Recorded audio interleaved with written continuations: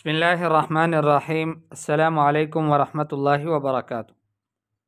النحلۃ والنملہ، شہد کی مکھی اور چونٹی۔ نحلہ کہتے ہیں شہد کی مکھی کو اور نملہ کہتے ہیں چونٹی کو۔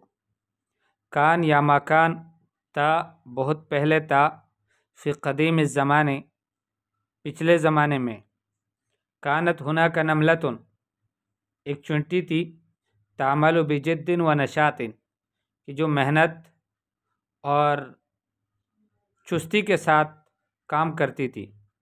وقد کانت تجمع حبات القمح، اور وہ گندم کے دانے جمع کیا کرتی تھی۔ وقد کانت، اور وہ تھی، تجمع جمع کرتی تھی، حبات القمح گندم کے دانے۔ حبات جمع حبہ، اور حبہ کہتے ہیں دانے کو، اور قمح گندم۔ وتحملها الى بیتها، اور پھر اس کو اپنے گھر لے جاتی۔ وتحملها، اور اس کو اٹھا کر لے جاتی، الى بیتها اپنے گھر، الموجود داخل الارض جو کہ موجود تھا زمین کے اندر۔ زمین کے اندر چونٹیوں کا گھر ہوتا ہے، بل ہوتا ہے، اس میں ان گندم کے دانوں کو جمع کر کے لے جاتی تھی۔ حیث لا یستطیع ای احد الوصول الیہ، کہ جہاں پر کوئی بھی شخص پہنچ نہیں سکتا، کوئی بھی چیز وہاں نہیں جا سکتی۔ وبعد مرور زمن طویل، اور ایک لمبا زمانہ گزرنے کے بعد، زمن کا معنی زمانہ اور طویل لمبا، مرور گزرنا۔ وبعد مرور زمن طویل، ایک لمبے زمانے کے گزرنے کے بعد، صارت النملۃ اقل نشاطا، چونٹی اب نشاط میں، چستی میں کم ہو گئی۔ ولم تعد تملک نفس القوہ، اور اب بھی اس کی وہ قوت نہیں رہی، التي كانت تتمتع بها من قبل، کہ جس قوت سے وہ انجوائے کرتی تھی اس سے پہلے۔ جو قوت اللہ نے اس کو نصیب کی تھی شروع میں، وہ اب اس کی نہیں رہی۔ حزنت النملۃ، حزنت النملۃ، چونٹی پریشان ہو گئی۔ وجلست تحت شجرۃ، اور ایک درخت کے نیچے بیٹھ گئی۔ وبدأت تبکی، اور وہ رو رہی تھی، بسبب ما اصابها من ضعف ووہن، جو اس کو کمزوری اور ضعف پہنچا ہے، اس کے بسبب ما، بسبب اس کے کہ جو اصابہا اس کو پہنچا ہے، من ضعف کمزوری میں سے، ضعف میں سے، اور وہن بھی کمزوری کو کہتے ہیں۔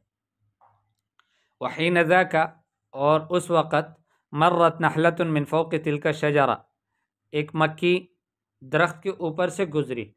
وسمعت بکاء النملہ، اور اس نے سن لیا رونا چونٹی کا۔ وسألتها، اور اس چونٹی سے پوچھا، لماذا تبکین، تم کیوں روتی ہو؟ ما الذی اصابک، آپ کو کیا ہوا ہے، کیا پہنچا ہے؟ اجابت النملۃ، چونٹی نے جواب دیا، والحزن بادی علی وجہها، اور غم اس کے چہرے پر واضح تھا، ظاہر تھا۔ بادی کا مطلب ہوتا ہے ظاہر۔ لقد صرت ضعیفۃ، میں کمزور ہو گئی ہوں۔ ولم اعد قادرۃ علی العمل کما فی السابق، اور اب میں نہیں رہی کہ میں قادر ہوں کام کرنے پر جیسے کہ میں پہلے تھی۔ پہلے جس طرح سے میں کام کر سکتی تھی، ابھی ویسے نہیں رہی۔ ابتسمت النحلہ، مکھی مسکرائی، وقالت، اور کہنے لگی، ھذا امر بسیط، یہ تو نارمل بات ہے۔ وحل المسألۃ لیس عسیرا، اور اس مسئلے کا حل کرنا کوئی مشکل نہیں ہے۔ تعجبت النملۃ لقولها،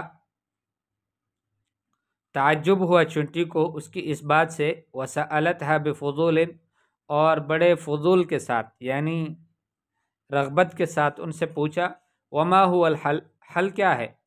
ردت النحلۃ قائلۃ، مکھی نے جواب دیا یہ کہہ کر، لدی عسل لذیذ وعجیب، میرے پاس شہد ہے جو کہ لذیذ بھی ہے اور عجیب بھی ہے۔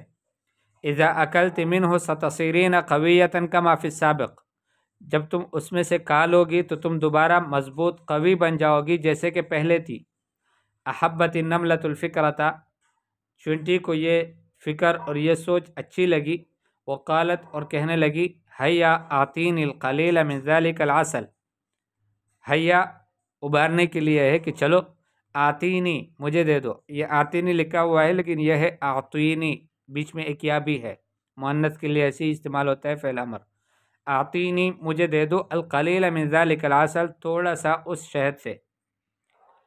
وافقت النحلۃ علی طلب النملہ، شہد کی مکھی نے موافقت کر لی اس چونٹی کے طلب پر۔ وتوجہتا معا الی منزل النحلہ، اور دونوں ایک ساتھ متوجہ ہوئے چل پڑے مکھی کے گھر کی طرف۔ وما ان مرت ساعات من تناولها للعسل، اور جو ہی کچھ گھنٹے گزرے اس کے شہد کو کھانے کے بعد، صارت النملۃ قویۃ ونشیطہ، چینٹی قوی اور چست بن گئی، کما کانت فی الماضی، جیسے کہ وہ ماضی میں تھی۔ فشکرت النملۃ النحلۃ علی کرمها، چینٹی نے مکھی کا شکریہ ادا کیا اس کے اس سخا پر۔ وتابعت عملها بجد ونشاط، اور اپنے کام کو پھر جاری رکھا اسی محنت اور چستی سے۔